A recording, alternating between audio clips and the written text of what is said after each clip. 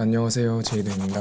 이번 주에는 페이스메이커의 커리어 코치 중에 한 분이신 제시카와 인터뷰를 했는데, 제시카는 작년부터 페이스메이커에서 코치로 일했고 그 전에는 토론토 한국인들한테 영어를 가르쳤다 하네요. 제시카가 커리어 코치로서 어떤 일을 하는지, 어떤 경험이 기억에 남는지, 또 인터뷰에 도움이 되는 조언들은 뭐가 있는지에 대해 이야기했었고, 저번 영상에 다른 코치인 로버트와도 인터뷰에 대해 이야기했었는데 두 분 다 본인만의 철학과 코칭 방향이 조금씩 다 달라가지고 둘 다 들어보고 자기한테 맞는 방법을 찾으면 좋을 것 같습니다.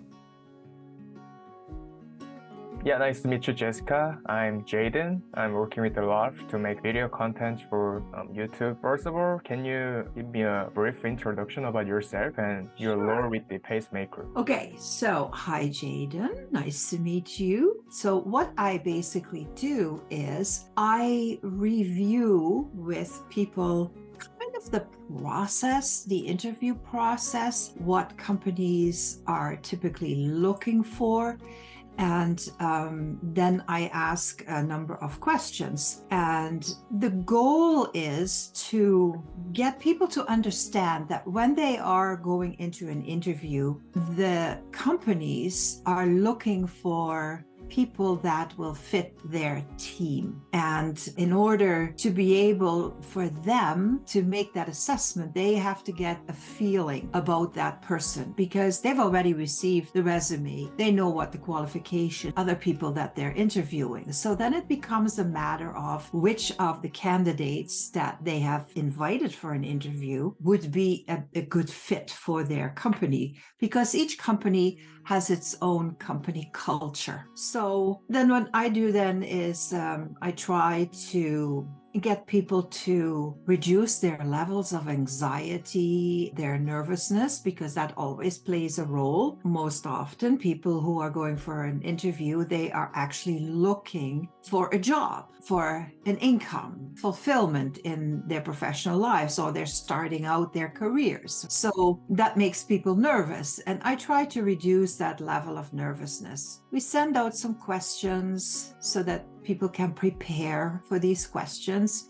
These are questions that Pacemaker has put together, and they are typically questions that reflect that a company is looking for people that fit within their structure. It's a great way of connecting with Korean people. And I love the Korean people. They are terrific. My daughter-in-law is Korean, so I have a lot of contact with Korean people. So yeah. That's great. Thank you for the information. And the second thing I want to ask is, can you share your memorable success case? Tell us about your favorite moment with our client and how you helped them to achieve their dream career. Is there any good example? Yes, actually, it was a young lady who also was really, really nervous. And when I coached her through the process, I told her to look at the interview as something, and this is a generality that I usually tell the people that I speak with anyway. In order to feel less nervous, less anxious, try to remove yourself from the outcome. She worked really hard that hour to remove herself from the outcome. And she was so much more relaxed at the end. She was much more capable of answering the questions, even though she needed to do a little bit of work on her English. However, she got the job. So it was just wonderful. That, as Ralph would say, that makes us feel good. It makes us feel that we're helping people to do what they need to do and to make life a little easier for them, right? So those are very, very interesting examples that I have, and they make me very happy. They make them very happy too. Yeah, obviously, yeah. Happiness all around. I guess, yeah. Thank you. That was a really great one. Yeah. Right, I got my last question for you, which is, what is the most common mistakes that clients made during the interview session and how they can make improvement on their interview skills? Yes. So I needed to think about that one for a bit. No problem. Take your time. What I find one of the things that people really need to focus on is that they have to weave in stories about their life into the interview process. Not to be too shy, sharing information with people, right? give them a glimpse into who you are as a person. There was one young lady, and I asked her what her strengths were, and one was she was very punctual and she liked teamwork. I said to her, you need to let them know that you're very punctual. You love teamwork, because often that's the jobs that people are, looking for, right? Looking to fill. And punctuality is a great asset because, lots of people are not very punctual. But I have to admit that the people that I have met, most of them are very punctual. The other thing is, so if you weave the stories into the interview process, at that same time, see the interview as an adventure. Don't see it as a destination.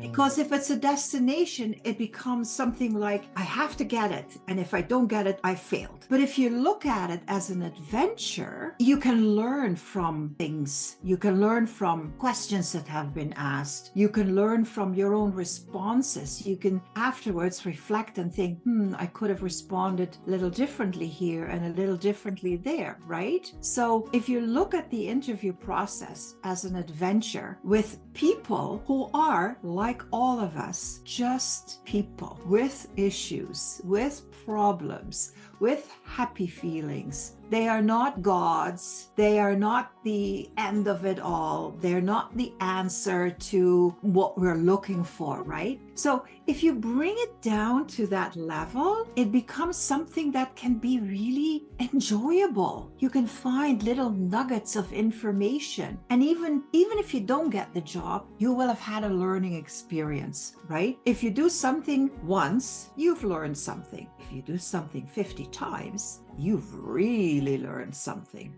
Doesn't mean that the 49 times beforehand were failures. You can't look at it that way. It's just like Thomas Edison, when he invented the light bulb, he used to say, it took him something like thousands of times. He used to say, I did not fail thousands of times. I learned a lot. And eventually, I got it completely right. And I think that is something that takes the anxiety out of the whole interview process. We're just all people. We're doing our best. Look at it as an adventure. Weave in the stories and so forth. And not answering questions with very short answers. That's not typically a way to go. And also, don't be afraid that if you get asked a question and you have no answer to it because you don't have the experience, that they are referring to, don't be afraid to say that, because every question that gets asked does not apply to everybody, right? Yeah, exactly. It's okay to say that. Or if you need a little bit more time to think about an answer, I think there's nothing wrong to say, wow, I need to reflect on this for a moment, because you don't have always the answer at the tip of your lips, right? And that's okay too. The main thing is, I used to say to my son when he was interviewing, he was also nervous. I used to say, they're looking for a fit into the company. Be yourself. Mm-hmm. That's the best advice I can give. And look at it as an adventure. It works. That was really great. I'm impressed. Yeah. Good. Just hearing your last one, that you said it's okay to not having the experience that they ask in the interview. But like, my concern is they might think, oh, this guy doesn't have this experience, so he doesn't know how to handle the situation if that happens. Well, you're young. You cannot have possibly had all the experiences that people could ask about. That's true. Nobody does. That would be superhuman, right? You're not artificial intelligence. No. Right? If you don't, this is what happened to that young man with whom I was so impressed and so pleased. Mm-hmm. He too, there were some questions and he says, no, that I cannot refer back to that. I that has never happened. I've never been in this situation. I said, it's perfectly all right to say that, because the one thing is important. You have to be honest. Right? You have to be honest, because if you start making things up, people will find out. They always do. It comes up one way or the other. If they're asking for an experience and you're making an experience up, then I would say, I haven't actually experienced it in real life.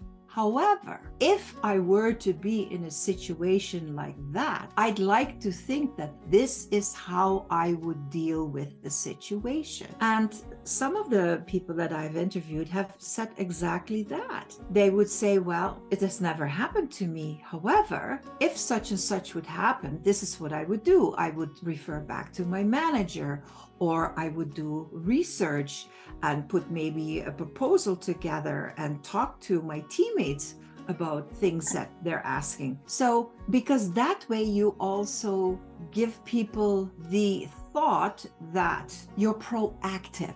You're not just going to sit there and say, well, no, this has never happened to me. So, yeah, no, I can't answer that. I mean, if you really can't, and you can't come up with how you would potentially resolve an issue, right, or address a situation, then I would not recommend saying that, because you always want to come across as a person who likes to look for solutions. Because basically that's what work is, isn't it? We're looking for solutions to issues, questions, problems, and so forth, right? Mm-hmm. Whatever it is. I mean, I think almost everything in life can be brought down to solutions and issues. Some of them are problems, some of them are situations, some of them are events, but all of this whole bag of things that happen require solutions. And you want to be somebody who solves issues, who provides solutions, right? Mm-hmm.